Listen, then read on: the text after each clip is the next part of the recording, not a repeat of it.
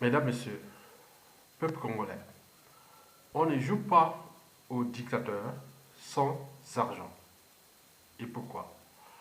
Parce qu'une dictature est déjà une tyrannie, c'est-à-dire un régime politique antidémocratique. Donc, pour corrompre le plus grand nombre des opposants, dissidents et de toute la société civile, et des militaires et de toutes les institutions, il faut de l'argent. S'il n'y a plus d'argent, vous ne pouvez pas entretenir une tyrannie. Parce que malgré les apparences, tout le monde ne vient pas travailler 14 pour aller briser des vies, comploter contre un peuple, voler et tout compagnie. Non, il faut de l'argent. S'il n'y a pas d'argent, c'est impossible. Donc une tyrannie ne peut tenir que lorsqu'il y a de l'argent qui coule à flot. Parce que déjà, le modèle politique à caractère tyrannique, c'est-à-dire liberticide, antidémocratique, antisocial, criminogène, immoral, dissolu et voire confiscatoire des deniers publics du peuple congolais et du destin commun, est déjà problématique en tenant compte des comptes publics. Donc Sassou Nguesso, son modèle ne fonctionne que par la corruption. Aller assassiner quelqu'un, combien ça coûte? Aller corrompre quelqu'un, combien ça coûte? Aller jouer à la cour des grands, combien ça coûte? Mais il faut de l'argent. Et là, Denis Sassou Nguesso n'a plus d'argent. Alors, mesdames, messieurs, peuple congolais, fin des règnes en marche. Pourquoi et comment le système Sassou Nguesso se déchire-t-il de l'intérieur? D'abord, le pourquoi. Donc, pour comprendre le pourquoi, il faut aller voir le modèle déjà politique, économique, social, humanitaire et culturel du régime Sassou Nguesso. Déjà, en tenant compte déjà du modèle politique. Je vous l'ai dit qu'il est anticonstitutionnel, antidémocratique, liberticide. Donc, pour entretenir ce régime-là, du point de vue politique, il faut corrompre. On en revient toujours à l'argent. On ne fait pas du social sans argent. Ce modèle politique tyrannique est antidémocratique, sinon ça se serait depuis 2002 déjà, quand il est revenu au pouvoir par la force, après un coup d'État sanglant de 1997, mais il avait entretenu une transition flexible de 5 ans, et après il est arrivé, après avoir éliminé tout ce qui pouvait faire obstacle à sa folie dictatoriale, ont été tous soit éliminés ou forcés à l'exil. Et ceux qui étaient restés là étaient obligés de se soumettre et de collaborer. Ça, sur le plan, est déjà antidémocratique. Mais il reste social, parce que le modèle de Sassou Nguesso social n'est que fait sur la charité. Il est le distributeur automatique de faux billets à l'échelle nationale, mais à l'échelle internationale, puisqu'il faut respecter quand même les fondamentaux des règles économiques, financières et autres. Donc il a pris les magots du pétrole congolais, que nous sommes aujourd'hui, jusqu'aujourd'hui, le quatrième pays producteur du pétrole congolais, qui n'a bénéficié qu'à 10% à ce peuple, puisque ce pétrole n'a retenu que des crimes de sang, des jeux de masse, des génocides et de compagnie. Ce fut un drame, une tragédie pour un peuple. Donc, sur le plan social, Sassou n'a su que faire de la charité. On est avec lui ou pas. Et c'est ça le problème. Le point de vue humanitaire, bon, on n'a pas pour l'instant comptabilisé tout, mais il me semble, en tenant compte des données déjà qui sont déjà visibles, donc le capital décès de ce dictateur avoisine de 1 million de morts. Directement ou indirectement. Directement, on peut parler de 400, 500 000 morts, mais indirectement, c'est toute la condition sociale qui est déjà insupportable, intolérable, inhumaine, et autres, on parle de l'hécatombe de la condition humaine. Mais au point de vue culturel, mais attends, mais c'est pas possible. Il a tout saccagé le tissu culturel congolais avec l'introduction des faussages et de toutes ces institutions fictives. Donc il était là pour détruire ce peuple. Donc sur ce plan de son modèle tyrannique, et qui est déjà potentiellement et structurellement problématique pour la survie de ce peuple. Et donc Sassou Nguesso s'en est rendu compte qu'aujourd'hui, il y a quelque chose qui ne va pas. Mais pour jouer à la diversion, donc ils vont chercher gérer des crises africaines qui ne nous concernent pas, parce que quand vous détruisez sur vous-même, pourquoi vous allez travailler que pour les autres? Donc il s'agit bien sûr d'une diversion. Je ne sais pas pour les intérêts des uns et des autres, c'est-à-dire de ce peuple, parce que beaucoup d'observateurs africains disent non, c'est pas possible. Sassou Nguesso, et quelque part, le pompier pyromane, il fout le feu chez lui, il fait la diversion, et après, il va chercher à gérer des crises qui ne concernent même pas son peuple. Il y a un problème. Donc, sur le plan du modèle politique, vous le savez bien que ce peuple est en danger à cause de cette tyrannie qui est déjà à bout de souffle, au bout du rouleau et agonisant. Et pourquoi? Parce que le modèle économique de ce tyran qui n'est calqué que sur le pétrole, bien entendu qu'il y a pénurie des moyens financiers parce que ce pétrole qui déjà a été depuis 40 ans géré dans l'opacité totale, qui n'a entraîné que des crimes de sang, de masse et des génocides. Et le monde n'est pas humiliable, il est perspective. Donc, tout se chamboule. Donc, Sassou Nguesso est en difficulté. Et la situation économique qui tient compte de son modèle économique, qui n'est calqué sur le pétrole, qui devient problématique, et surtout le fondement des cours du baril de pétrole avec ce coronavirus. Mais ce n'est pas que ça, hein. Il y a bien d'autres raisons, parce que le monde c'est ensemble, et donc il y a bien d'autres situations que je vous ai dit dans plusieurs vidéos. Donc le modèle économique de Sassou s'effondre. Mais il faut aller trouver de l'argent pour entretenir le système. Donc il est allé d'abord, au départ c'était plutôt contre infrastructure avec la Chine. La Chine s'est rendue compte qu'elle s'est fait rouler, et par Sassou Nguesso. Le FMI qui voulait emprunter de l'argent à Sassou Nguesso dit ah non, non, non, ça devient risquant. On ne va pas donner l'argent du contribuable international ou mondial ou des États à travers le FMI pour la survie d'un tyran, un être mortel qui va partir et laisser son pays dans une situation merdique et de chaos. Donc tout s'est bloqué autour de son modèle économique. Et ce qui fait que au sein même de son clan et de cette tyrannie, c'est-à-dire cette tyrannie qui est déjà calquée que sur d'abord la géopolitique, le pouvoir soi-disant au nord, et les nordistes sont avec lui, et les sudistes, c'est des complices, des pions et autres. Et donc, au point de vue déjà géopolitique, la survie du régime est problématique. C'est ce que je vais vous expliquer comment Denis Sassou Nguesso, comment le système Sassou Nguesso ou Denis Sassou se déchire de l'intérieur. Donc, on commence d'abord par le pourquoi. Le pourquoi, on a dit que le point de vue politique, c'est fini.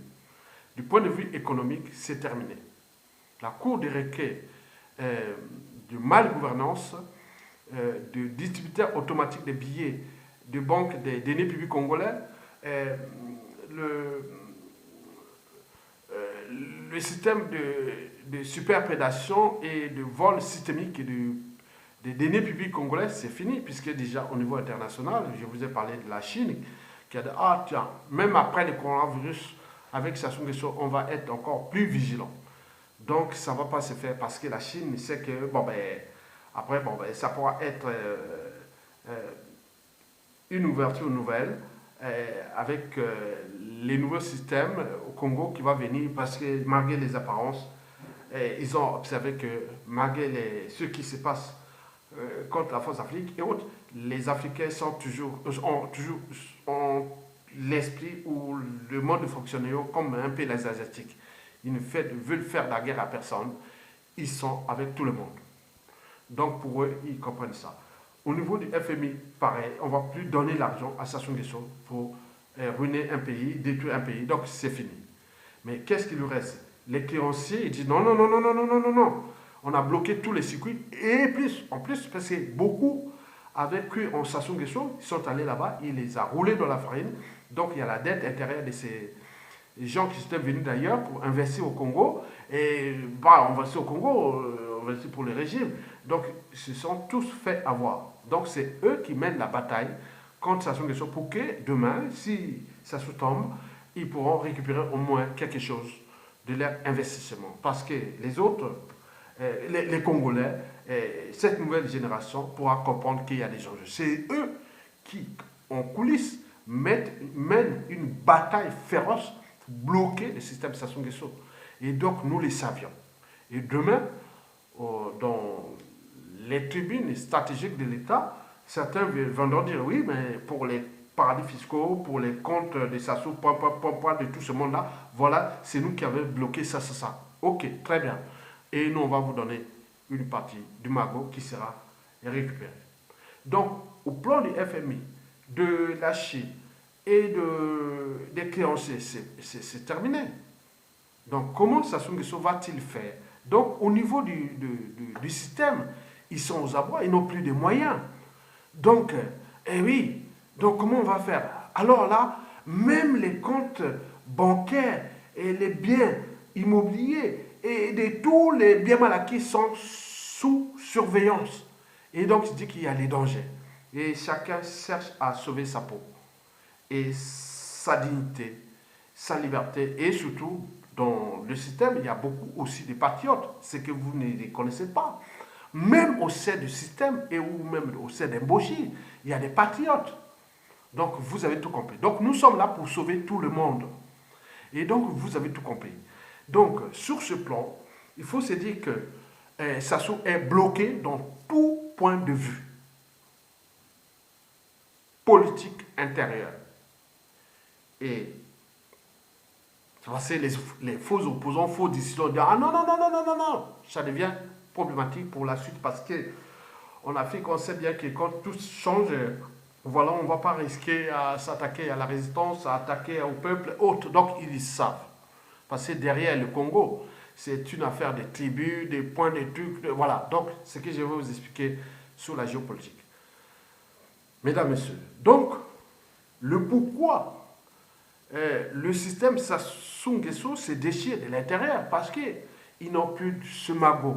Il est bloqué, il est surveillé, il est point, donc ils se rendent compte qu'il y a quelque chose qui peut passer et donc prenons pas les risques parce que on est venu trouver ce pays, les États sont tels qu'ils sont, les régimes politiques passent, les peuples demeurent et que dans notre Afrique, et surtout dans la règle d'or, ne faites jamais autrui, c'est que vous ne souhaitez pas qu'on le fasse sur vous-même. Donc, ils le savent.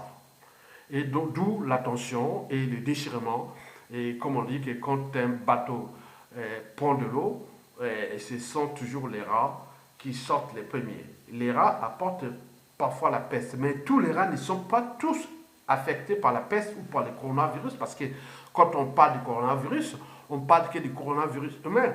Vous savez qu'il y a 500 espèces de coronavirus, que ce soit le coronavirus du chat, du chien, des souris, et toutes les espèces ont l'air coronavirus. Vous avez tout compris. Le coronavirus, parce que c'est comme une couronne, hein, comme on voit le soleil, la lune et autres. C'est pourquoi on dit corona et puis virus. En bactériologie, en virologie ou en microbiologie, on sait comment fonctionnent ces systèmes-là. Mesdames, Messieurs, donc, comment maintenant?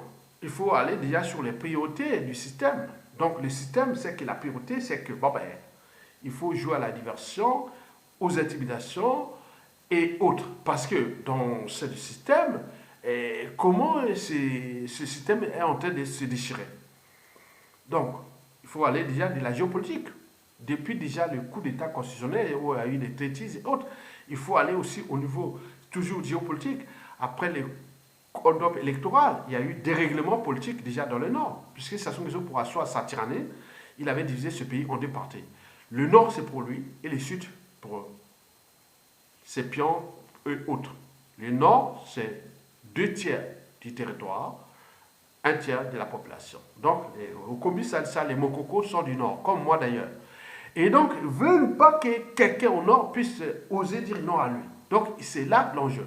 Mais depuis là, il y a eu des règlements. Donc, on est dans un climat de méfiance et de défiance, même au sein de la partie Nord. Donc, et ce climat est déjà général parce que vous avez vu ces derniers temps, les individus commencent à sortir parce que là, ce qui est la partie visible, il y a du volume qui, on découte avec le système Sassou Nguesso et les désintégrés au sein même de la géopolitique nordiste.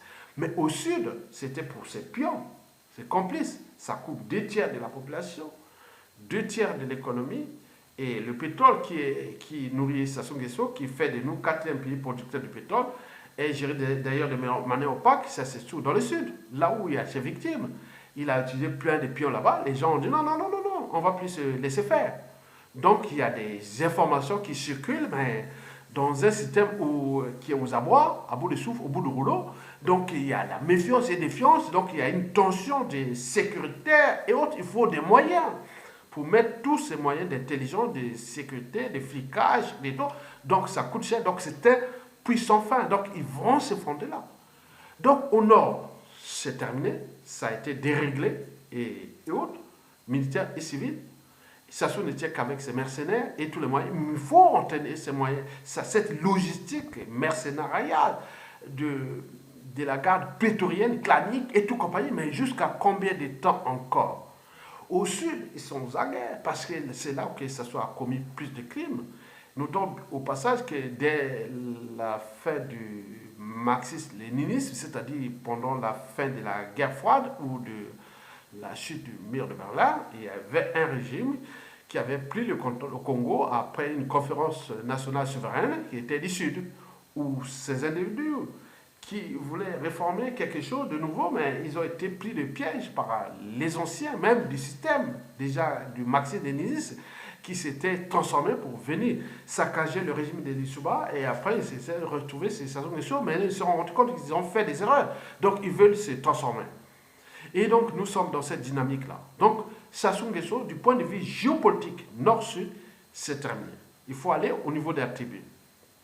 La tribu, déjà, il y a des tribus majoritaires. Déjà, dans la partie nord, déjà, le régime, c'était Makwa, ma tribu, qui est celle aussi du président élu Mokoko. Et puis, la tribu de Marewabi, les Kouyou. Et puis, sa tribu, petite tribu Mboshi. Donc, c'était les socles. Et depuis cette affaire de Mokoko, il y a des intégrations du clan, de tout ça à l'échelle de la région, ce qu'on appelle la région de la Tibet.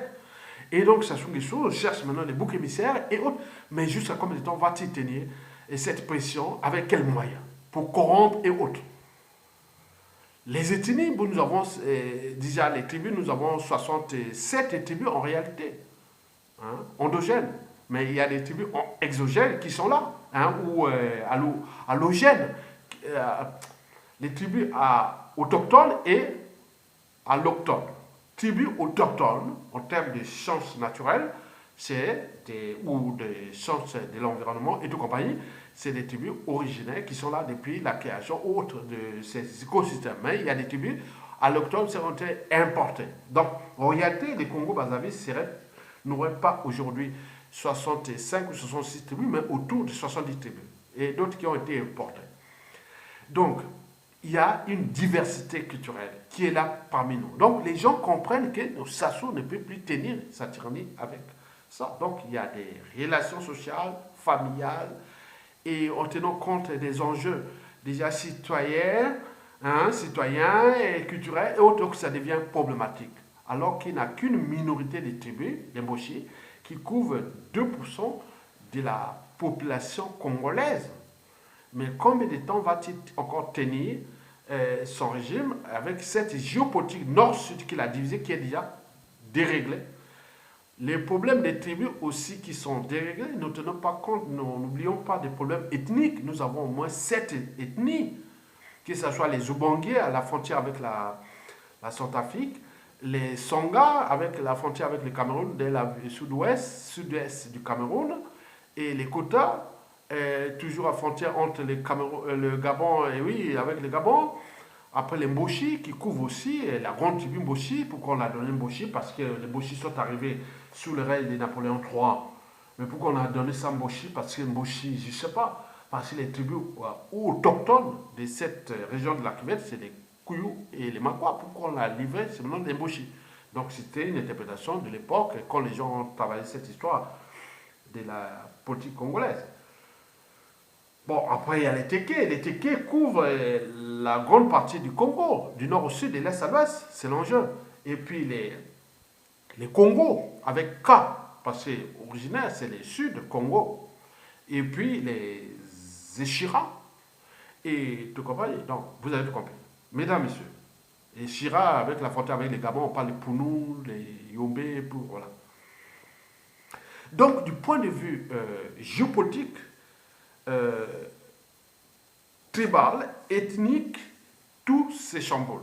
Mais il faut aller plus en profondeur parce qu'il y a des problématiques des sociétés secrètes, que ce soit la franc-maçonnerie, que ce soit autre. Il y a des loges autres qui disent que non, mais ça soit assuyé quand même la franc-maçonnerie parce que Washington, que ce soit le fondateur d'État américain et tout ça, c'était... Bon, donc, il y a toute une polémique autour de ça, que la franc-maçonnerie au Congo, pendant sa histoire, a été chouée. Donc, on ne va plus tolérer ça. Donc, vous comprenez que derrière ça, il y a aussi les réseaux chrétiens, parce qu'on est entre les protestants et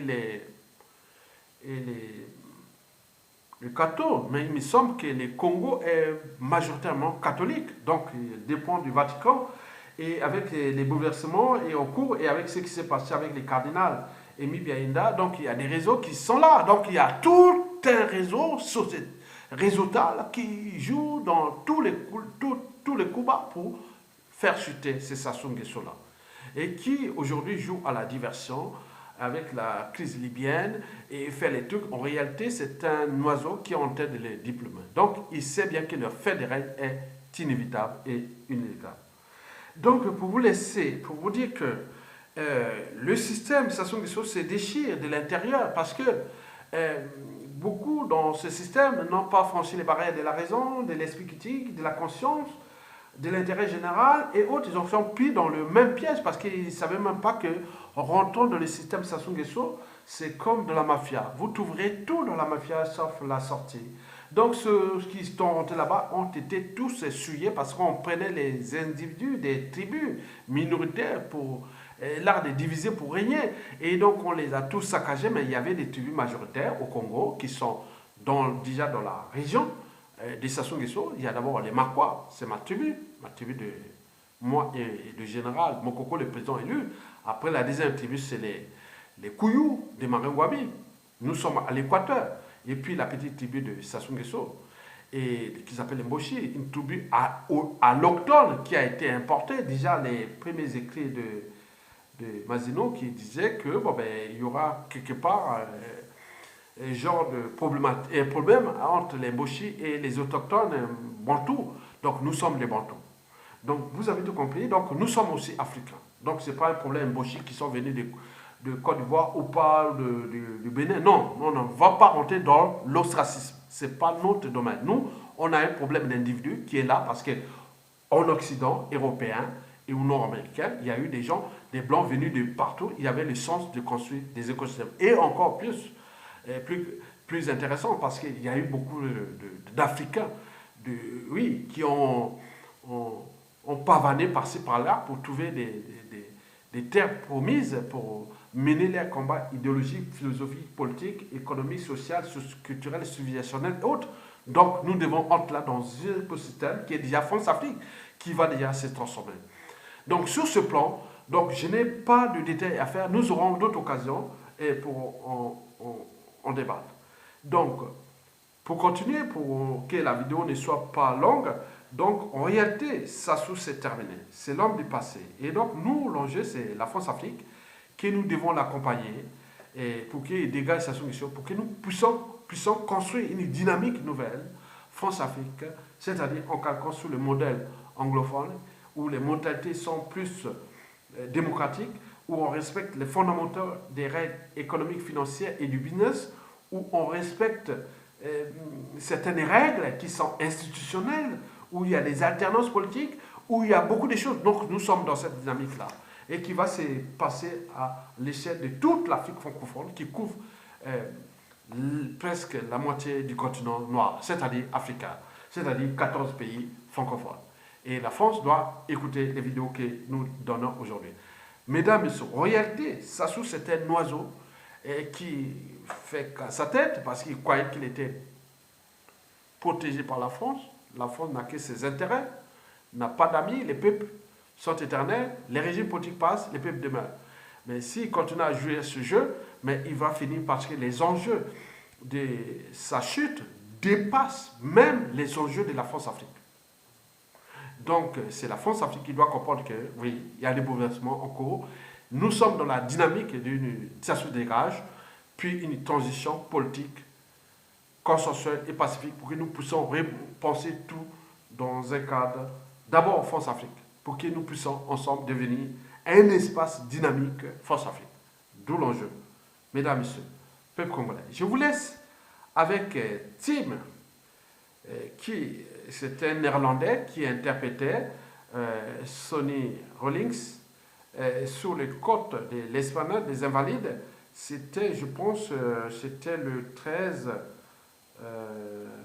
quel jour, je ne me rappelle plus, 24 septembre 2016, nous étions allés soutenir la manifestation de la République démocratique du Congo.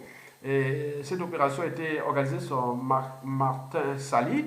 Et avant d'arriver là-bas, j'ai vu ce monsieur qui jouait ça, il m'a joué cette musique-là. Et donc ça date du 24 septembre 2016. Et je vous laisse comme je vous ai trouvé et à bientôt.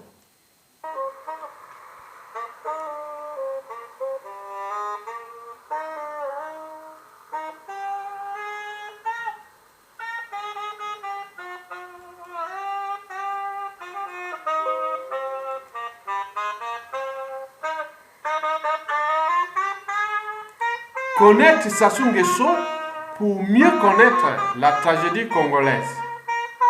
Alors, pour combien de temps Sassou Nguesso va-t-il rester encore là? C'est terminé. Merci.